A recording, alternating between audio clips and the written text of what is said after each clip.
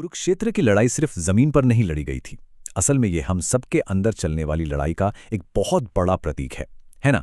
जब भी हमें कर्तव्य और अपनी भावनाओं के बीच किसी एक को चुनना पड़ता है तो हम सब कहीं ना कहीं अर्जुन बन जाते हैं। तो चलिए आज गीता के दूसरे अध्याय की गहराई में उतरते हैं और समझते हैं कि ये हमें हमारे मन के इस युद्ध क्षेत्र से बाहर निकलने का रास्ता कैसे दिखाता है। जरा इन शब्दों की गहराई को महसूस कीजिए। ये सिर्फ एक योद्धा की पुकार नहीं है, ये उस हर इंसान की आवाज़ है जो जिंदगी में कभी ना कभी एक ऐसे मुश्किल मोड़ पर खड़ा होता है जहां सब कुछ धुंधला लगता है और कोई रास्ता नहीं सूझता। बस यहीं से हमारी ये यात्रा शुरू होती है, एक ऐसी यात्रा जो हमें अर्जुन के साथ साथ उलझन से निकालकर स्पष्टता की ओर ले जाएगी।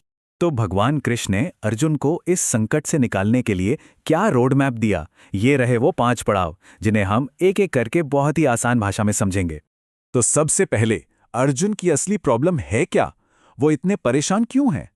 जरा सोचकर देखिए, आपको लड़ना है पर सामने कौन है? आपके अपने गुरु, आपके अपने भाई, आपके अपने रिश्तेदार। यही अर्जुन का असली संकट है। ये सिर्फ एक लड़ाई नहीं है, ये उनके फर्ज यानी एक योद्धा के धर्म और उनके अपने प्यार और लगाव के बीच एक सीधी टक्कर है। अब देखिए कृष्ण का पहला रिएक्शन क्या होता है। वो कोई दिलासा नहीं देते बल्कि एक सीधी चुनौती देते हैं। वो अर्जुन को झकझोरते हैं, कहते हैं कि ये कमजोरी तुम पर शोभा नहीं देती, उठो और लड़ो। ये एक तरह का वैचारिक शॉक ट्रीटमेंट है ताकि अर्जुन अपनी भावनाओं के भंवर से बाहर निकलकर अपने कर्तव्य के बारे में सोच सके। अब यहां से कृष्ण अपनी सबसे गहरी शिक्षा शुरू करते हैं। देखिए अर्जुन का सारा दुख, सारा डर मौत और विनाश से जुड़ा है। इसलिए कृष्ण सबसे पहले इसी जड़ पर वार करते हैं।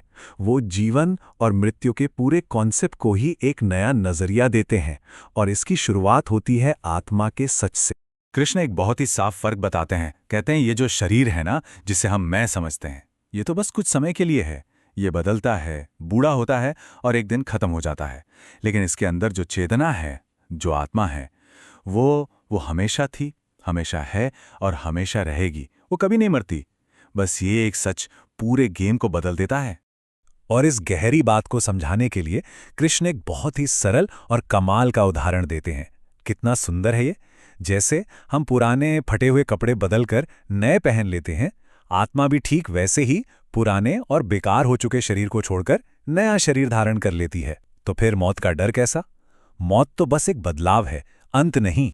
कृष्ण यही नहीं रुकते, वो आत्मा की प्रकृति को और भी साफ करते हैं। कहते हैं कि इसे न कोई हथियार काट सकता है, न आग जला सकती है, न पानी भिगो सकता है और न ही हवा सुखा सकती है। ये हर भौतिक चीज से परे है। तो यहाँ सबसे जरूरी सवाल ये उठता है कि अगर आत्मा को कोई मिटा ही नहीं सकता तो फिर ये दुख और शोक किस बात का है? ठीक है, तो अगर आत्मा अमर है और असल में कोई मरता ही नहीं, तो फिर अर्जुन को क्या करना चाहिए? अब कृष्ण फिलॉसफी से प्रैक्टिकल सॉल्यूशन पर आते हैं। वो अर्जुन की इस दुविधा को सुलझाने के लिए कर्म योग का रास्ता दिखाते हैं, यानी एक्शन का रास्ता। कृष्ण सीधे सीधे अर्जुन को उसका धर्म यानी उसकी ड्यूटी याद दिलाते हैं। कहते हैं कि तुम एक क्षत्रिय हो, एक योद्धा हो, और एक योद्धा के लिए न्याय के लिए लड़ने से बड़ा कोई काम, कोई धर्म नहीं होता, चाहे यह भावनात्मक रूप से कितना भी मुश्किल क्यों ना हो। यहां ड्यूटी को पर्सनल फीलिंग से ऊपर रखा गया है। और यहीं पर गीता का सबसे क्रांतिकारी और शायद सबसे प्रैक्टिकल विचार सामने आता है, निष्काम कर्म। इसका मतलब ये नहीं है कि काम मत करो। इसका मतलब है अपना काम करो, अपनी ड्यूटी निभाओ, पूरी लगन से निभाओ, लेकिन उसके नतीजे से, उसके फल से मत जुड़ो। अपना फोकस काम पर रखो, फल पर नहीं। सोचिए, ये आइडिया आज की दुनिया में स्ट्रेस और एंग्जाइटी को कम करने के लिए कितना पावरफुल है। ये श्लोक एक तरह से पूरी गीता का सार है। कृष्ण साफ साफ कहते हैं कि हमारे कंट्रोल में सिर्फ हमारा कर्म है, हमारा एक्शन है। उसका नतीजा क्या होगा ये हमारे हाथ में नहीं है। और जैसे ही हम अपनी खुशी या दुख को उस नतीजे से जोड़ देते हैं, बस वहीं से चिंता, डर और निराशा का एक ऐसा जाल बुनना शुरू हो जाता है जिससे निकलना बहुत मुश्किल है। इन दो तरीकों को देखिए कितना फर्क है। एक तरफ है वो इंसान जो नतीजे से जुड़ा है, उसके दिमाग में हमेशा चलता रहता है, क्या मैं सफल होऊंगा, लोग क्या कहेंगे, अगर मैं हार गया तो, हमेशा एक बेचैनी। और दूसरी तरफ है वो इंसान जो निष्काम कर्म कर रहा है, उसका फोकस सिर्फ अपने काम को अच्छे से अच्छा करने पर है। नतीजा, मन शांत है, फोकस्ड है, स्थिर है, और यही तो असली मानसिक आजादी है। लेकिन नतीजे से ये लगाव और ये इच्छाएं इतनी खतरनाक क्यों हैं? कृष्ण इसके पीछे की पूरी साइकोलॉजी समझाते हैं। वो बताते हैं कि ये एक ऐसा विनाशकारी चेन रिएक्शन शुरू करती हैं जो इंसान को पूरी तरह से बर्बाद कर सकता है। चलिए इसे समझते हैं। ये एक फिसलन भरी ढलान की तरह है। बहुत ध्यान से समझिए। शुरुआत होती है एक बहुत छोटे से विचार से, किसी चीज को पाने की इच्छा। फिर धीरे धीरे उस चीज से लगाव हो जाता है। जब वो इच्छा पूरी नहीं होती तो वही लगाव गुस्से में बदल जाता है।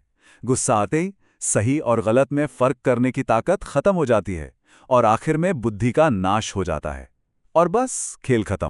और इसके लिए कृष्ण एक बहुत ही जबरदस्त उपमा देते हैं। वो कहते हैं कि एक अनियंत्रित मन एक ऐसी नाव की तरह है जिसकी पतवार टूट चुकी है। इंद्रियों की लहरें और हवाएं उसे कहीं भी ले जाकर भटका सकती हैं, किसी भी चट्टान से टकरा सकती हैं। कोई कंट्रोल नहीं, कोई डायरेक्शन नहीं। तो अब तक हमने प्रॉब्लम और उसके खतरों को समझ लिया। तो सवाल यह है कि इसका हल क्या है? आइडियल स्टेट क्या है? अब कृष्ण उस इंसान के बारे में बताते हैं जिसने अपने मन और इंद्रियों पर जीत हासिल कर ली है। यही वो लक्ष्य है जिसके लिए ये सारा ज्ञान दिया जा रहा है। और यह सवाल सिर्फ हमारा नहीं, अर्जुन का भी है। वो कृष्ण से पूछता है, हे केशव, ये जो स्थित प्रज्ञ व्यक्ति है, जिसकी बुद्धि स्थिर हो चुकी है, वो दिखता कैसा है? वो कैसे बोलता है, कैसे बैठता है, कैसे चलता है? ये एक बहुत ही प्रैक्टिकल सवाल है। और कृष्ण का जवाब देखिए। वो एक ऐसे इंसान की तस्वीर बनाते हैं जो अंदर से पूरी तरह शांत है, बाहरी हालात उसे परेशान नहीं करते। खुशी मिलने पर वो घमंडी नहीं होता और दुख आने पर वो टूटता नहीं है। वो इच्छा, डर और गुस्से से आज़ाद है। और सबसे बढ़िया उदाहरण है कछुए का।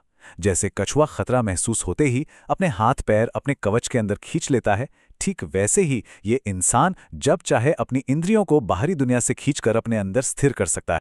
और आखिर में ये उपमा जो पूरी शिक्षा का सार है। एक ज्ञानी व्यक्ति एक विशाल समुद्र की तरह होता है। सोचिए, समुद्र में हजारों नदियां आकर मिलती हैं, लेकिन समुद्र हमेशा शांत और अपनी सीमा में रहता है। ठीक उसी तरह एक स्थित प्रज्ञ व्यक्ति के जीवन में अनगिनत इच्छाएं और अनुभव आते जाते रहते हैं, लेकिन वो अंदर से हमेशा शांत और स्थिर बना रहता है। तो इस पूरी चर्चा के बाद ये आखिरी सवाल हम सबके लिए है।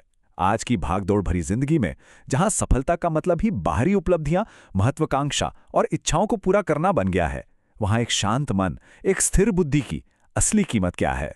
शायद असली दौलत यही है ना?